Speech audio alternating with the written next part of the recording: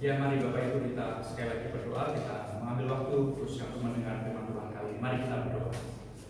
Bapak, sekali lagi kami mau mendengar Tuhan sekali lagi berfirman bagi kehidupan kami di hari Minggu ini, bahkan di penghujung bulan ini. Kami merasakan bagaimana sekali lagi Tuhan mau menyapa kami dengan kebenaran firman Tuhan.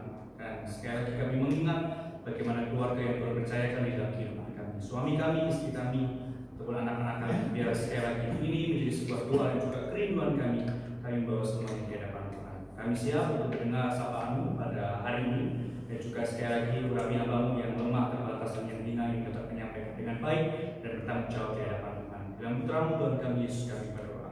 Amin. Selamat siang Ibu Bapak. Ya. Sekali lagi selamat siang. Ya.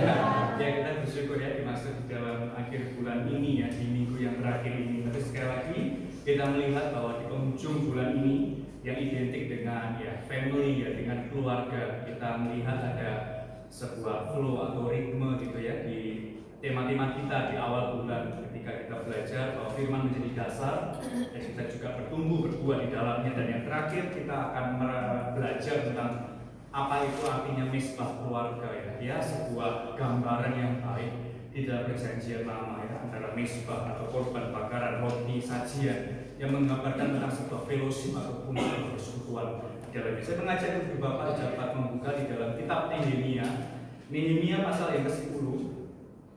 Kitab Nehemia pasal yang ke-10 ayat ke-32 sampai 33. Nehemia 10 32 hingga 33. Kitab Nehemia 10 ayat 32 hingga ayat yang ke-33.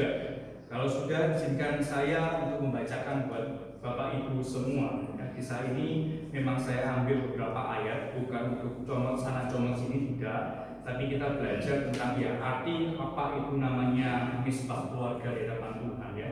Nehemia 10 32 sampai 33. Pula kami mewajibkan diri untuk memberi tiap tahun sepertiga shikal untuk ibadah di rumah Allah kami, yakni untuk roti sajian, untuk korban sajian yang tetap, untuk korban bakaran yang tetap, untuk hari-hari Sabat, bulan-bulan baru dan masa raya yang tetap, untuk persembahan-persembahan kudus dan korban-korban penghapus dosa, untuk mengadakan pendamaian bagi orang Israel serta segala pekerjaan di rumah Allah kami. Ya, sampai sejauh ini bacaan kita Ibu Bapak yang dikasih Tuhan. Jadi Nehemia kita belajar ya, memang ada sebuah hal yang identik ya antara kitab Esra dan juga kitab Nehemia gitu ya. Ada beberapa pakar mengatakan ya itu sebenarnya itu satu karya antara Esra dan Nehemia. Tapi ada beberapa juga pandangan nggak apa-apa kok kitab ini tetap ada dua di dalam kanonisasi karena memperlengkapi satu dengan yang lainnya. Kenapa saya mengambil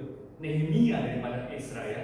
Kalau kita tahu Esra itu kan ya salah satu ahli kitab gitu ya, ahli kitab. Kalau Nehemia ini kan bukan. Ya, saya sekali lagi tidak mau membedakan ya mana yang terlalu rohani ataupun yang sekuler gitu. Tapi kita belajar ya di dalam hal seperti Nehemia gitu. Kita belajar bahwa ya orang yang di luar sana pun juga mau mengerti dan juga memahami tentang hal ini. Jadi saya mengambil khususnya kitab Nehemia ketimbang kitab Esra. Bapak kasih Tuhan, salah satu yang sangat indah ya, yang ditekankan di dalam konsep ibadah di bait Allah dalam perjanjian lama itu memperlakukan umat itu sebagai keluarga. Bagaimana mungkin ya? Karena perjanjian lama itu kan identik itu Allah itu transenden gitu ya, jauh sekali itu Allah ya. Dikit-dikit Allah menghukum gitu ya, dikit-dikit Allah memberikan tulah kepada umatnya, dikit-dikit Allah itu mendisiplinkan umatnya gitu ya. Bagaimana mungkin Allah itu digambarkan sebagai keluarga kepada umat ya. Ya, salah satu reformis ya, salah satu reformator John Calvin itu menyatakan bahwa ya paham yang cukup dikuatkan atau cukup kental nuansanya itu akan kasih Bapa atas hidup umatnya. Allah itu mau tekankan, Allah itu memelihara atas hidupnya atau hidup umatnya ya. Kita kenal yaitu providensia Allah, pemeliharaan Allah. Dan itu menunjukkan bahwa ya ada sebuah kedekatan ketika umat Tuhan datang di mesbah ya, sekali lagi bukan umat tapi imam yang pada saat itu memang menjadi tugas memberikan sebuah bakaran atau roti sajian yang sudah diberikan oleh umat kepada para imam. Bapak Ibu kasih Tuhan, kalau kita lihat ya di kitab Imamat ini Bapak, banyak beberapa tata cara ya mereka itu memberikan sebuah mesbah bakaran, khususnya para imam ya. Para imam itu melakukan tugas mereka. Yang pertama-tama itu ada korban yang dibakar seluruhnya, yang dikenal dengan sebutan itu olah. Nah, olah ini korban yang dibawa oleh umat dan diserahkan kepada imam untuk dibakar seutuhnya, tidak ada yang tersisa ya. Ya mungkin nanti ada ya beberapa penyelewengan ya kisah-kisah para imam yang memang ya secara politik untuk menggelapkan atau ini dan itu gitu ya. Tapi yang kita kenal dengan olah itu korban bakaran itu sepenuhnya itu memang dibakar di mesbah. Dan yang kedua adalah minhak ya.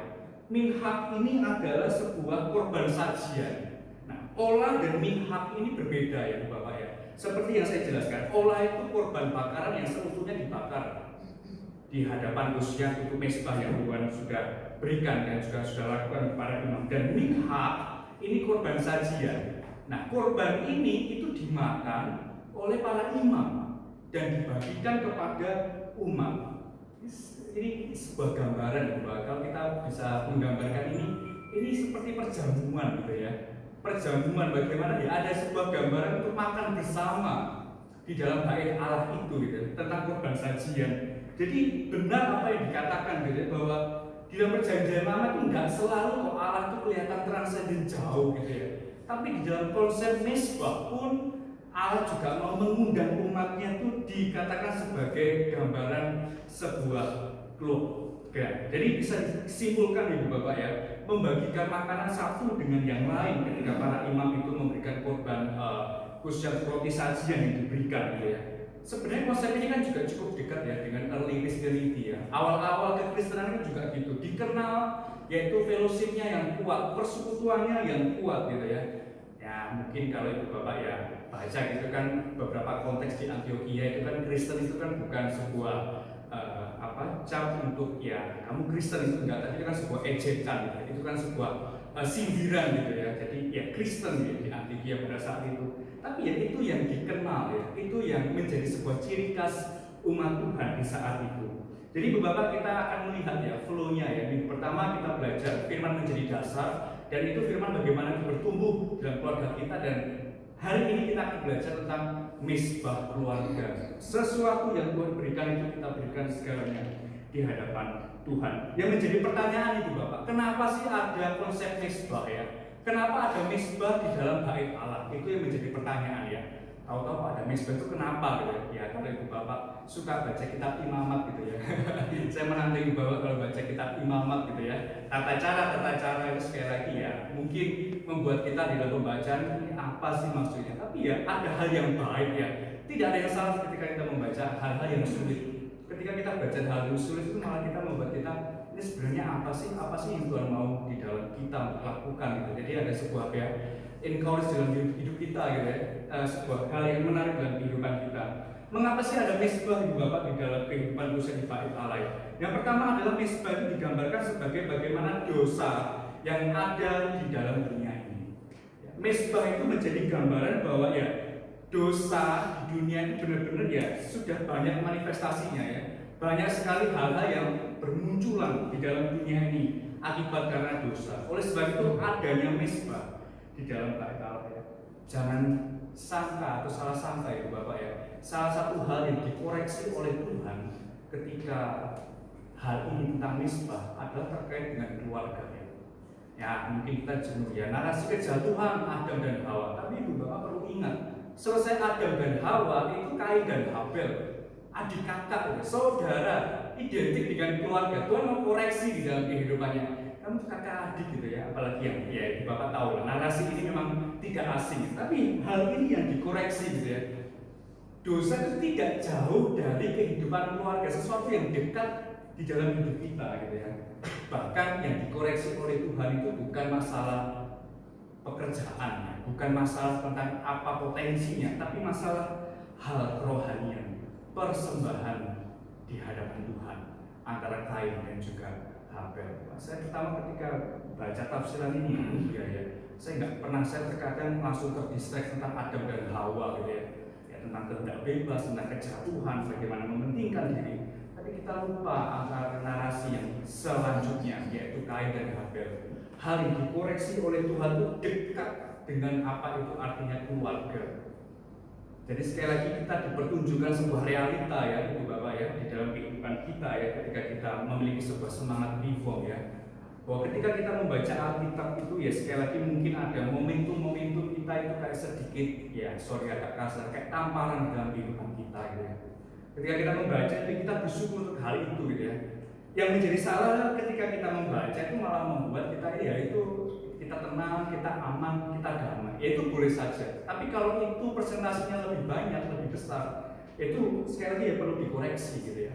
Perlu dikoreksi di dalam kehidupan kita. Jadi sekali lagi Ibu Bapak, keluarga di dalam Alkitab yang digambarkan Alkitab itu sekali lagi yang pertama realitanya tidaklah sempurna, tidaklah ideal. Ya, di dalam gambaran ini ya kita kemarin beberapa lalu kan kita juga belajar tentang kitab Ayub juga ya. Kita belajar hal itu gitu. John Walton ya sebagai seorang salah satu perjanjian lama ya ahli perjanjian lama ia mengatakan bahwa konsep korban yang dilakukan di mitologi kuno itu di luar umat Tuhan, maksudnya bangsa-bangsa penyembah ilah-ilah itu saling memerlukan ada hubungan timbal balik ya. John Walton juga menegaskan terkait hal ini. Terkadang Allah itu juga memakai sesuatu yang sederhana yang sudah menjadi habit manusia untuk berbalik kepadanya. Ya, sebenarnya kan konsep bakaran ini ya, konsep korban bakaran kepada Allah ya oleh bangsa-bangsa lain kan sebenarnya kan mitologi kuno itu Bapak ya. Ya itu sebuah ritual yang memang sudah lama gitu ya. Tapi sekali lagi Tuhan memakai hal itu untuk juga dapat mengkoreksi di dalam kehidupan umat Tuhan. Jadi sekali lagi koreksi Tuhan dalam kehidupan kita itu nggak selalu kita dengar suara pendeta, dengar suara hamba Tuhan gitu ya. Tapi Tuhan terkadang juga memakai hal-hal sederhana itu mengkoreksi hidup kita ya. Untuk mengingatkan kehidupan kita ya. Hal-hal yang sangat sederhana pun Tuhan juga pakai hal itu. Dalam perjanjian baru kan juga itu yang ditegaskan ya oleh Tuhan Yesus ya. Tuhan Yesus juga berbicara dalam khotbah yang terkenal di pasal 5 pasal 7 dalam Matius. Bahkan Tuhan juga memakai hal-hal yang sederhana. Apa yang kamu harus bayarkan di dalam pemerintah, apa yang kamu harus lakukan ini dan itu. Itu hal yang sederhana, hal yang sangat kontekstual di sekitar mereka ya. Enggak sesuatu hal yang mungkin ya berbelit ya di hadapan Tuhan. Ya. Ini mari kita akan belajar kali ini Bapak ya di dalam pemaknaan kita ketika kita melihat tema kali ini mesbah keluarga ya. Apa sih yang mau Tuhan katakan di dalam hal ini? Kita belajar dulu di dalam kitab Nehemia Bapak Ibu ya. Nehemia 10 ini ada sebuah renewal covenant ya atau perjanjian ulang atau perjanjian pembaharuan ya.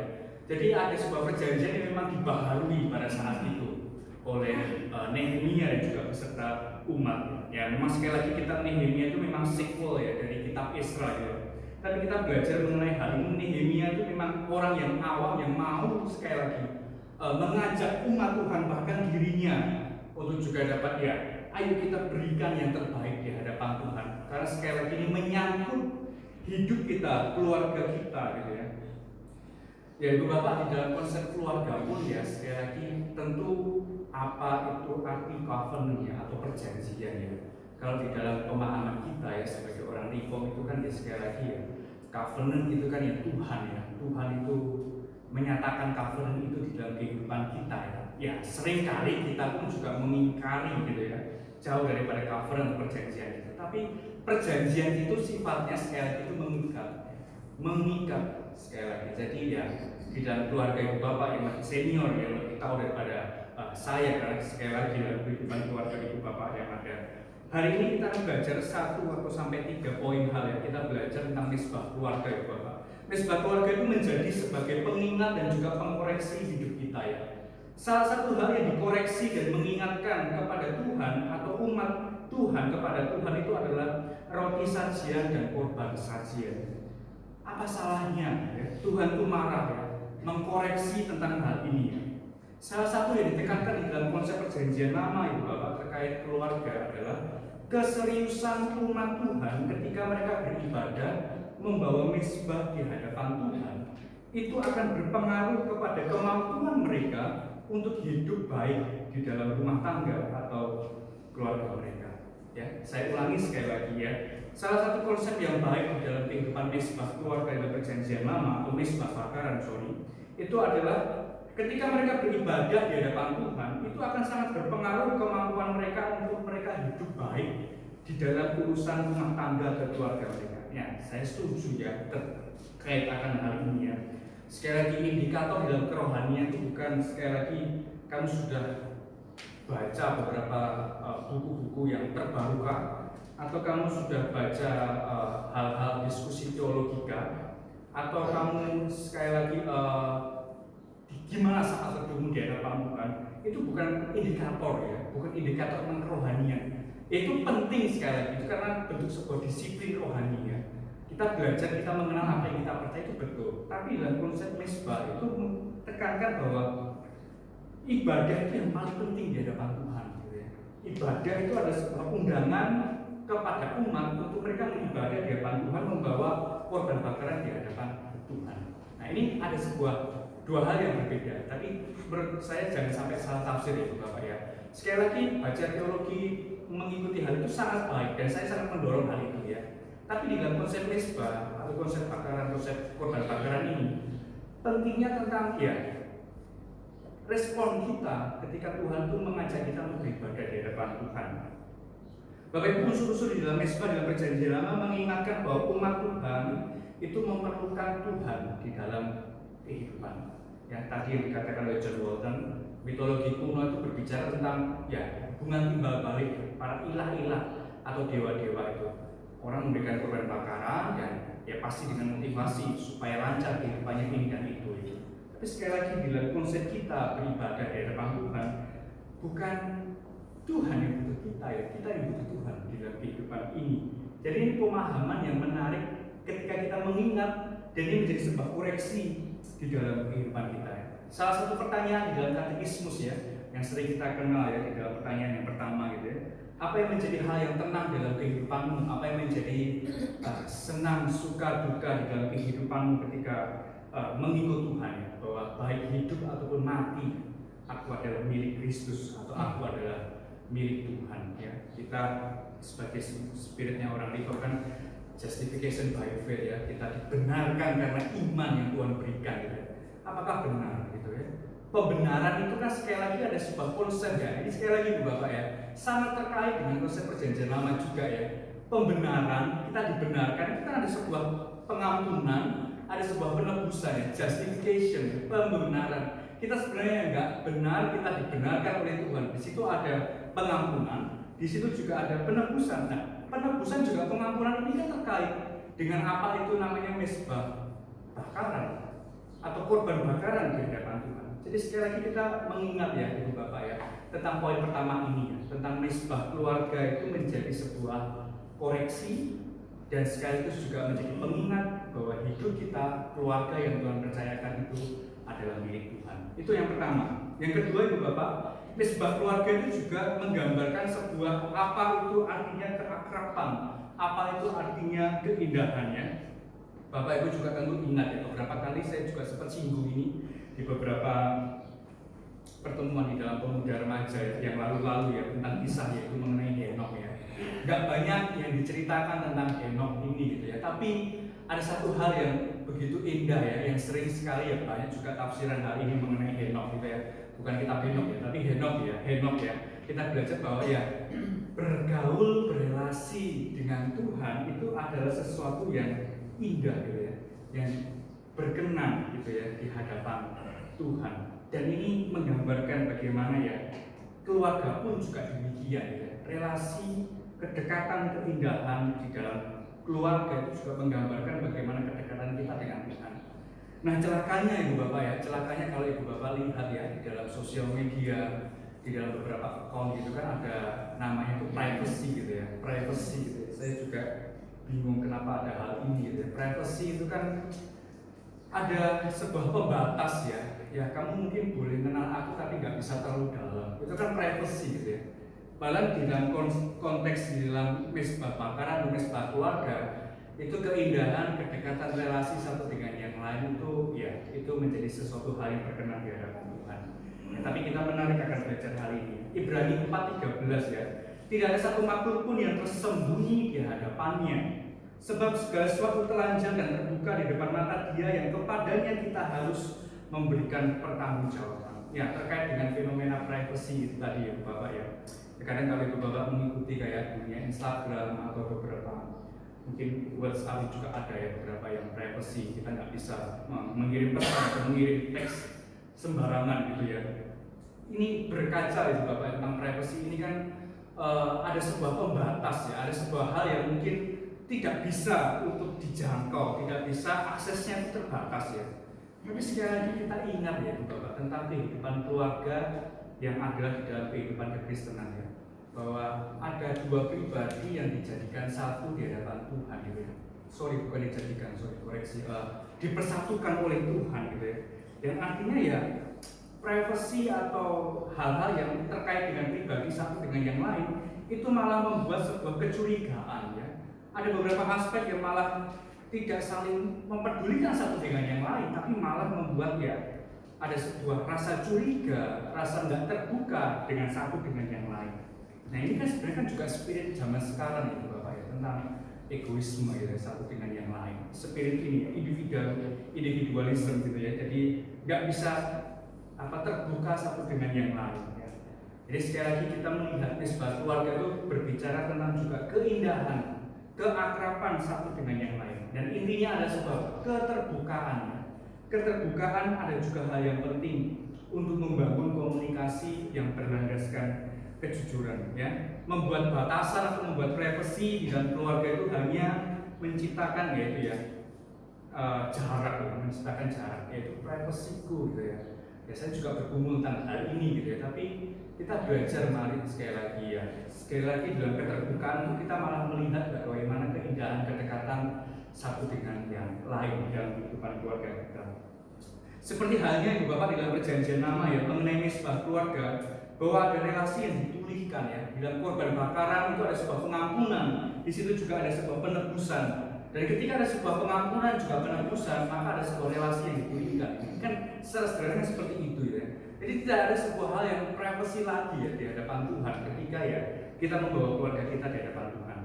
Nisbah keluarga sebagai sebuah gambaran keakraban, keindahan, jalan yang tepat ibu bapak, kalau sekali lagi bapak ibu saudara-saudara yang terkasih ada di dalam hal ini mengenai tentang privacy itu tadi.